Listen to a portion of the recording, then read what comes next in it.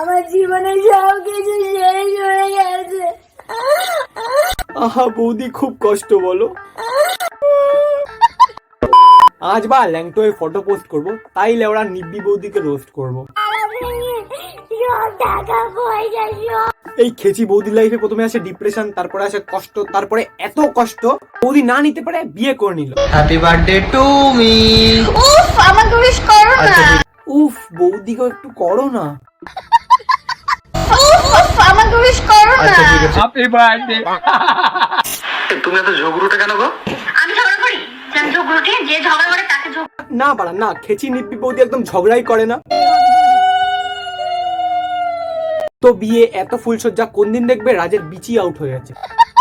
ছাবাল ক্রিয়েটারদের লাইফে জীবন মানে হচ্ছে বিয়ে, কারণ বিয়েতে আসে ভিউজ আর ভিউজে আসে টাকা। নিঃসন্দেহে তুই ঠিক কথা বলেছিস। একবার বিয়ে করে বিয়ের শখ মেটেনি, আর কতবার বিয়ে করবে, এরকমই একটা কমেন্ট করেছে একটা ছোট্ট দিদি ভাই। শুধু দিদি ভাই না ভাই, দিদি ভাই, দাদা ভাই, কাকা ভাই, দাদু ভাই, ঠাকুমা ভাই, সবাই ভাই এক কথা।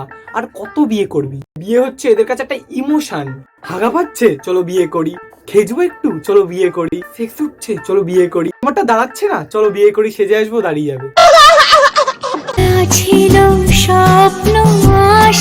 যা ছিল স্বপ্ন আশা সব বাজবাগানে ঠাসা। বৌদি এতবার গায়ে হলুদ করো, তোমার তো জন্ডিস হয়ে যাবে কদিন পর।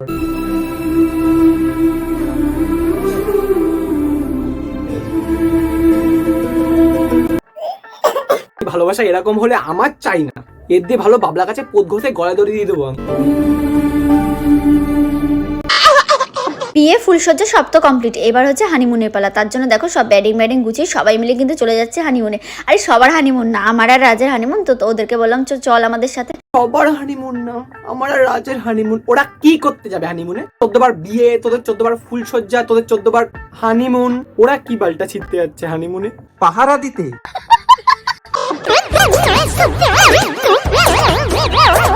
ইস, রাজের বলে কি গন্ধ। সব মাখিয়ে লাভ নেই, ওকে একটু সাবান মাখাও, স্নান করতে বলো। 1 সপ্তাহ স্নান করে নিও। সাবান কাপড় একটু আমার পোদে লাগাবে, পোদের মধ্যে অনেক চুল আছে, তুলতে হবে। বন্ধু ঘরে তুমি আমি বাকি সবাই ঘুমিয়ে, এখন দুজন যেতে পারি সব সীমা ছাড়িয়ে। হ্যাঁ দাদা, সব সীমা ছাড়িয়ে দাও, আগে লাগিয়ে দাও, মানে ঘরে ছিটকারি লাগিয়ে দাও। আমি কি কাউকে গালি দিয়েছি?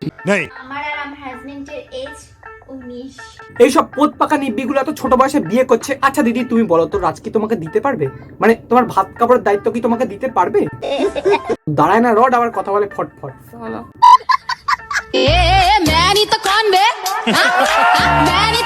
আরে না না, তুমি ছাড়া কেউ পাকাচোদা নিব্বি আছে নাকি? তোমাকে আমি কতবার বলবো যে হাতে তুলে ভাবে ভাত খাবা না? আরে হাতে তুলে কেন ভাত খাও? কেউ কি হাতে তুলে ভাত খায় না? কেউ হাতে তুলে ভাত খায় না। আমি তো ওটা তুলে ভাত খাই। ভাত যখন খাওয়া তুমি নিচে রেখে ভাতটা খাবা। দেখো আমি বললাম যে নিচে রেখে ভাত খেতে হয়। দেখলে নিচে রেখে ভাত খেতে হয়। তুমি আমার সাথে ভালো করে ঝামেলা করতে পারো, ঝগড়া করতে পারো তো? ঝগড়া হয় না, ঝগড়ুটি আমি।